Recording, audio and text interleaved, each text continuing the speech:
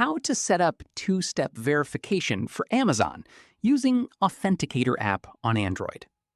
First, open the Play Store, search for Google Authenticator, and install it if you haven't already. Next, open the Amazon Shopping app and sign into your Amazon account. Now, tap the profile icon shown in the bottom, then select Accounts. Scroll down and select Login and Security. You may be asked to verify your password before continuing. Next, find two-step verification and tap Turn On, and tap Get Started.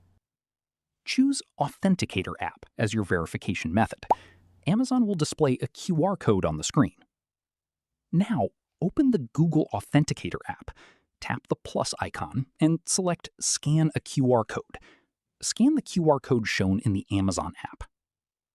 After scanning, Google Authenticator will generate a 6-digit verification code.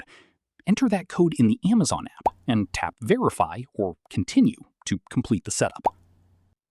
That's it. Your Amazon account is now protected with two-step verification using Google Authenticator. If this tutorial helped you, don't forget to like, subscribe, and turn on notifications for more Android how-to tutorials.